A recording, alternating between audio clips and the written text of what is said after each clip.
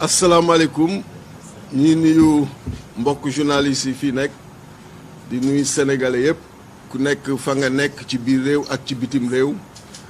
di rafetlu seen teewaay parce que c'est important que ñu rappeler ko daanaka convocation bi ay 8 heures ngeen ko jot à 11 heures journalistes yëpp ñoo ngi fii loolu di wane rek vraiment yitte bi ngeen jox démocratie yitte bi ngeen jox liberté yi ñu leen ciy remercier au nom de tous les leaders et di wax encore une fois à tous les militants sympathisants fépp fu ñu gisee presse bi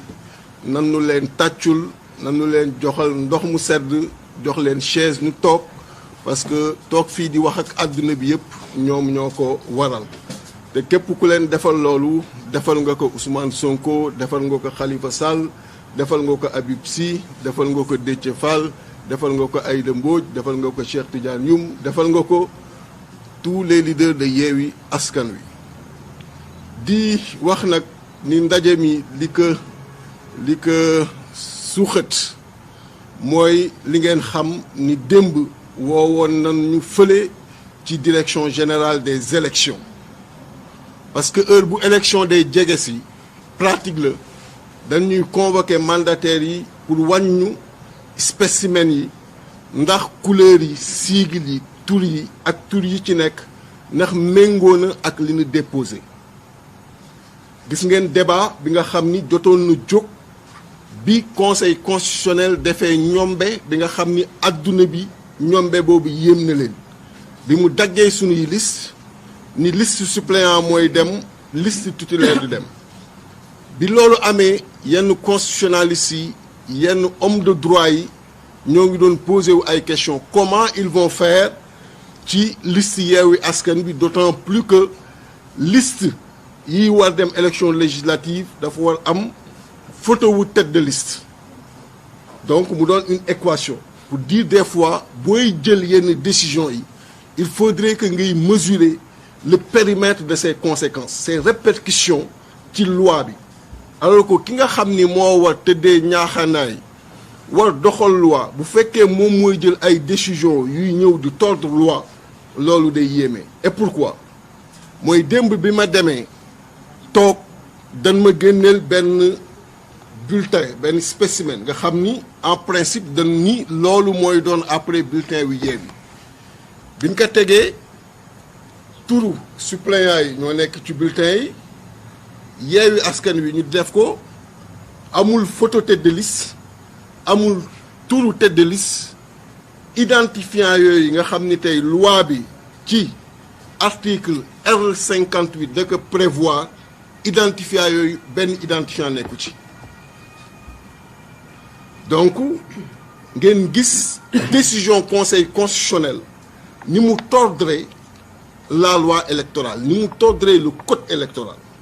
nga xam ni donc ñooñu bi ñuy jël décision ils n'ont même pas profondément réfléchi pour gis ni ñoo ngi doon jëm ci impasse ñoo ngi doon jëm ci ñombe parce que ñombe weesuwul nga ni 8 listes yi nga xam ni ñoo war a dem 7 yi daanu am tête de liste benn moo ci dul am tête de liste moo ci dul am identifiant moo ci dul am photo wu tête de liste bi ñu présenté loolu ma ni leen lii lu muy tekki commissaire Ndiaye ni ma arrêté bi lañu suivre ma ni que arrêté bi ngeen suivre day ñëw léegi war remplacer la loi parce que la loi ce qu'elle dit elle est très claire mën ngeen ko lire ñëpp ci R58 mooy élection législative day am photo wu tête de liste mu ni non on n'est pas là pour interpréter la loi ma ni que xanaa tey nga interprété wul yow commissaire Ndiaye la loi la fois passée bi ma fi ñëwee ba gis ñombe Benno Bokk Yaakaar bi ngeen leen dee bëgg sauver yow ci sa bopp yaa toogoon di ñu jéem théoriser que Yewwi Askan Wi allait vers une liste incomplète à partir d'une loi boo génnee di ko lire tey R58 est là génne ko lire que et tu vas voir toi-même que la décision du conseil constitutionnel donne na décision bi nga xam ni dafa nekk du tordre la loi. Quand le conseil constitutionnel les sages prennent une décision buy tordre la loi dans quel pays sommes-nous bi ñu demee ba ngoon sa ma woo kenn ci ñoom mu ni ma en réalité ñoom danoo basé wu sur la décision 13E du Conseil constitutionnel en son considérant 13 décision 13E mooy la réponse bi Conseil constitutionnel servir à Benno Bokk Yaakaar bi nga xamee ni ñoom dañu dugaloon recours pour demander que ñu éliminer suñu liste de suppléants ñoom bi ñu dugalee recours Benno Bokk Yaakaar pour demander ñu éliminer suñu liste de suppléants lii lañ ci waxoon dañu ni woon Yewwi warul am liste de suppléants parce que amatuñu titulaire te bu ñu amul titulaire dootuñu am photo te bu ñu amul photo kenn warul bàyyi seen suppléant jàll loolu la Benno Bokk Yaakaar dugaloon comme recours contre nous Conseil constitutionnel tontu leen ni leen la photo à elle seule ne suffit pas pour identifier et que am na yeneen identifiant yu fa nekk donc déjà même dans sa réponse le conseil constitutionnel commencé woon na tordre le droit soit xamul lu ci code électoral bi liiru ko xamul lu ci nekk wala soit nekkoon nañu di exécuter aveuglement benn commande provenant du président de la République et voilà aujourd'hui ci li mu yóbbee loolu moo waral bi ñu waxtaanee ñu ni nag liy jot na te wolof njaay dafa naan buur bu xamul ni saay na ngi ni ko lan buur a ngi bàq ya donc fa la ñu toll ak le président Macky Sall parce que vraiment lii may wax sénégalais bu nekk mën na ko vérifier dama koy répété waat article R58 li ñu wax ni moo war nekk ci bulletin de vote bu war a teew war a dem ci compétition dem leen ngeen lire ko. Comment on peut accepter dans ce pays maintenant que le Conseil constitutionnel jël ay décisions yi nga xam ni 15 jours après da ngay gis ni déjà mi ngi continuer du tordre la loi alors que bi mu koy jël ku nekk xam na ni lii c'est inédit mosul am ci Sénégal mosul am ci àdduna nga xam ni tout le monde dafa doon théoriser que la liste est unique et indivisible ñoom ñu ñëw kuppati ko ci bi mu dalee Benno Bokk Yaakaar parce que ñombe boobu ci Benno Bokk Yaakaar lañ ko defee parce que bu leen fàttee dama koy fàttali tout le temps que Dakar bi ñu koy rejeté la liste de Dakar suppléants yi c'était paritaire ça respectait la parité titulaires yi ñoo respecté wul woon la parité te pourtant bi ñu koy rejeté est-ce que kuppati woon nañu liste bi ñu koy rejeté toute la liste lañu rejeté ndoo bi leen loolu dabee 15 jours après ñoom ñu jël liste Benno Bokk Yaakaar kuppati ko bàyyi titulaire mu jàll laisser suppléant yi donc comment on peut laisser le président de la République Macky Sall une seule seconde penser que loolu mën na continuer ci biir Sénégal moo tax ce qu'on a retenu en conférence des leaders mooy bon à tirer bi nga xam ni loolu lañ doon xaar ci man démb ñu koy wax BAT mooy Yewwi Askan Wi du viser le bon à tirer parce que Yewwi Askan Wi mënul viser li nga xam ni day tordre la loi Yewwi Askan Wi mënul nekk ci orientation bi nga xam ni président Macky Sall moo koy jël te méngoowul benn yoon ak loi bi ñu ko ci suivre parce que moomul réew mi moomuñu ëpp ñu fulla ëpp ñu fayda ëpp ñu fit je l'ai dit hier au commissaire bi ñuy toog di wax ak moom ma ni que Macky Sall mi ngi leen di yóbbu ci coono parce que li mu foog ni day dem du dem parce que fit ëpp ñu ko formation yu ñu jaar des formations d'homme il ne l'a pas fait donc fit ëpp ñu ko bu foogee ni nag à travers ces décisions lay yëngale Sénégal yëngal sénégalais yi ku nekk xam fulla ak fayda bi nekk ci ñoom muy ñi nekk biir réew ak bitim réew bu fekkee ni jàpp na ni jël conseil constitutionnel jël le ministre de l'intérieur ñoom ñëpp mu leen di dicter li ñu war def contre Yewwi Askan bi mooy tax élection war am ni mu ko bëggee ak ni mu ko xalaatee mi ngi juum mi ngi yóbbu sénégalais yi ci impasse parce que lii amul sénégalais bu ànd ak xelam sénégalais bu objectif sénégalais bu Sénégal képp ñor ku mën a ànd ci lii président Macky Sall bëgg def bu fekkee tey les sages ñi nga xam ni ñoom ñoo war appliquer la loi ñoom ñoo war respecter la loi ñooy jël une décision immédiate qui ne respecte pas la loi et toutes les conséquences de ces décisions jëm encore sur l'irrespect de la loi sur le non-respect de la loi R58 nekk ici ngeen xam ni kon réew mi ngi ci yoon bu dangereux et Yewwi Askan Wi fera face. On ne signera pas le bon à tirer parce que duñ ko topp ci joggati li nga xam ni mooy yoon donc loolu la ñu wax. beneen mbir mi mooy lu mosul am Sénégal xanaa élection benn yoon lañ ko organiser tey ñu war jëm élection dugg pré-campagne CNRA ñaata yoon la def communiqué ci élection kenn mënu ko compter. tout en CNRA day def communiqué est-ce que mos ngeen gis un communiqué bu CNRA bu gouverneur reprendre communiqué CNRA def si ay extension yi nga xam ni le code électoral n'en parle même pas extension bi nga xam ni dara taxu ko jóg lu dul jéem a ant Yewwi Askan Wi parce que tey il n'est dit nulle part que activité politique du am pendant pré-campagne mais ñoom ñëpp a nekk en activité politique Macky Sall ba élection locale yi ba ci veille élection locale yi Macky Sall a ngi pré-campagne mi ngi ci ay tournée économique ak ay inauguration ak ay yu kenn xamul yéen ñëpp a ko fekkee alors pourquoi cette fois-ci cette nouveauté ba gouverneur naan day génne un communiqué pour reprendre communiqué CNRA donc ngeen xam que danoo nekk ci entreprise une entreprise qui ne passera pas waxuñu dara ñuy jaay ay ruube naan sunu manifestation bi ñu prévoir woon le 15 arrêté nañ ko président Macky Sall ñëw doole ci karaw ni finalement sax ci xar mi karaw ni finalement sama tournée bi ma bëggoon def Casamance bàyyi naa ko dafa ñemewul dem Casamance c'est aussi simple que ça donc yooyu yëpp pour donner benn tonus donner benn suite au communiqué du gouverneur ñu nag dugal nañu depuis vendredi passé sunu sunu information de manifester pour le vendredi 17 hier à 15 heures on était au commissariat man ak Cheikh Tidiane Youm ak le président Khalifa Ababacar Sall woo nañu foofu pour dégluñu ci manifestation ñu xamal leen ni li ñu taxoon jóg keroog moo ni indiwaat fii